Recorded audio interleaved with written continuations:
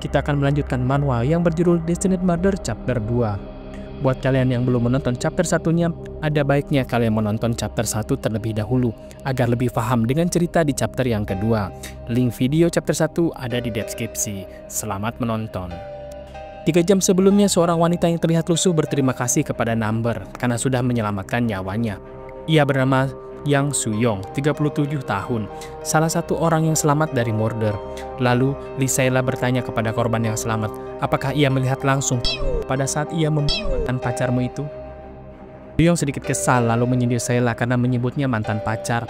Ia merasa menggunakan kata tersebut tidaklah tepat, karena ia hanyalah bajingan yang sering menyakitinya ketika mereka masih bersama. Sela pun langsung merubah sebutannya menjadi korban. Ia bertanya apakah korban di Number dan apakah Anda ada di sana, lalu apa yang terjadi. Suyong kembali mengingat kejadian tersebut, dan benar ada sosok pria di saat mantan pacarnya menjambak rambutnya dan mencoba untuk membunuh dirinya. Sela kembali bertanya, bukankah Anda juga dalam bahaya? Lalu mengapa Anda berkata jika ia menyelamatkan Anda? Sambil tertawa kecil, Suyong berkata, apakah Anda bertanya jika saya juga harusnya mati, Nona reporter? Sela hanya bisa menahan rasa kaget sekaligus rasa malu di dalam dirinya ketika mendengar pertanyaan Suyong. Lalu keadaan pun kembali ke saat Sela akan dibunuh oleh Yun Yohan dan temannya. Pelaku bertanya kepada Murder, Tuan, apakah kamu menikmati pertunjukan ini? Sela hanya bisa terhuyung karena Murder ada di hadapannya. Murder berkata, jika ia bertemu dengan Destined Murder dan mulai menyerang pria tersebut. Yohan terlihat ketakutan. Namun temannya merasa jika 2 lawan 1 adalah hal yang menguntungkan bagi mereka. Ia pun mulai menyerang Murder dengan pipa besi yang ada di tangannya. Pipa besi yang sama yang ia pakai untuk melumpuhkan Sela. Sebelum menyerang, ia mencoba mengusir Murder. Namun dengan cepat Murder menyerangnya dan satu pukulan berhasil mendarat di perut si pelaku. Namun ternyata di pelaku hanya ada 1 angka di dalam dirinya, yang berarti ia hanya akan membunuh 1 orang dalam hidupnya. Ia bukanlah target Murder. Namun ketika ia melihat Yohan, ia melihat angka 4 di dalam diri Yohan, yang berarti Yohan akan membunuh 4 orang di masa yang akan datang. Ia menunjuk Yohan dan berkata, nomor 4, kaulah targetku selanjutnya. Yohan mulai panik. Tanpa basa-basi, Number langsung menyerang Yohan, namun Yohan mencoba melawan. Sebuah tusukan pisau membuatnya kesakitan. Teman Yohan mencoba membantu. Sela yang melihat kejadian tersebut mulai berpikir, ada tali panjang yang saling berkaitan dengan semua kejadian ini. Ditakdirkan menjadi pembunuh. Betul, itu selalu menjadi misteri. Semua korban selalu tak pernah ada hubungan. Kemampuannya menginvestigasi yang sangat lama dan testimoni korban yang berulang-ulang dan bertindak seolah-olah ia tahu apa yang akan terjadi. Kembali ke ingatan ia bersama Suyong. Setelah Number pergi, beberapa orang polisi datang. Lalu Suyong bertanya, apakah kau tahu apa yang ada di dalam tas ransel bajingan itu? Bensin, gas, dan beberapa korek api. Ia akan membuat kebakaran besar. Jika Number tidak membunuhnya terlebih dahulu, bajingan itu akan membunuhku lalu membakar rumahku beserta seluruh keluargaku di dalamnya.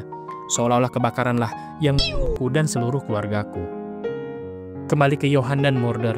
Yohan yang sudah lemas dan duduk di atas jalan mendapatkan salam tempel dari telapak sepatu Murder. Tak hanya 1 salam, namun berkali-kali sampai warna merah memenuhi wajahnya. Sela yang melihat kejadian tersebut membuat suatu kesimpulan. Jika Number bisa melihat jumlah korban dari calon di masa depan, atau dengan bahasa mudahnya, Murder bisa melihat berapa jumlah korban Yohan jika ia tidak membunuh Yohan sekarang. Murder yang hampir menyelesaikan pekerjaannya mengeluarkan alat perekam suara dan mulai merekam di bulan apa, tanggal berapa, dan jam berapa ia mengeksekusi targetnya. Murder berkata kepada Yohan, dengan membunuhmu, aku bisa menyelamatkan 4 orang yang akan ia bunuh di masa depan. Ada kata terakhir, ucap Murder, selama dalam kapasitasku, aku akan melaksanakannya. Yohan yang masih keras kepala terus bertanya siapa dirinya, seolah-olah ia masih bisa melawannya. Namun, ketika ujung karambit mulai menusuk lehernya, ia mulai meminta untuk diampuni. Murder tak pernah membiarkan targetnya hidup, karena ia tahu konsekuensinya. Setelah Yohan kembali ke Yang Maha Kuasa, Number mulai menandai korbannya dengan angka di tangan korban. Angka yang sama dengan angka yang ia lihat dari korban. Sela bertanya apakah ia tidak akan mengejar pria satunya lagi. Murder pun menjawab, angka 1 bukanlah target untuk dieliminasi. Membunuh 1 orang demi menyelamatkan 1 orang tidaklah sepadan. Itu hanya plus minus 0, ucap Sela. Memang sulit untuk diterima akal sehat, namun pria itu memiliki aturannya sendiri. Sheila berdiri dan meminta agar ia bisa membantu Murder. Ia ingin membantu Murder. Ia ingin menemukan pembunuh di masa depan terlebih dahulu dan bisa mengidentifikasi mereka lalu menghukum mereka dengan aturan yang ada.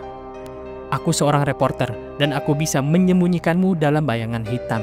Dan jika kau ingin suaramu didengar, maka aku bisa membuat terdengar lebih keras dan menyebarluaskannya.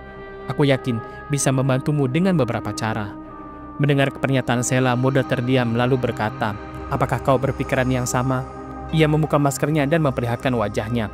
Sambil menyalakan alat perekam suara, ia pun berkata, "Sepertinya menggunakan kata-kata akan membuat lebih cepat."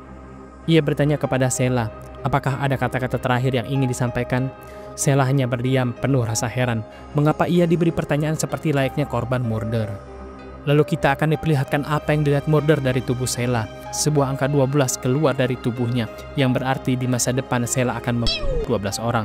Mungkin Sheila tak akan pernah paham atau tak akan pernah percaya apa yang dilihat Murder. Namun, tak beruntung baginya jika dirinya yang akan membantu Murder mengeliminasi calon pembunuh. Ternyata dirinya lah yang dieliminasi oleh Murder karena ia adalah seorang calon pembunuh. Polisi datang ke lokasi TKP. Ada 2 korban di sana. Ada Johan yang kita tahu sudah dieliminasi Murder, dan ada 1 korban lagi dengan angka 12 di tangannya. Yang jelas ia bukan Johan karena angka di tangan Johan adalah 4. Lalu, apakah Murder memang membunuh Sheila demi menyelamatkan 12 orang lainnya?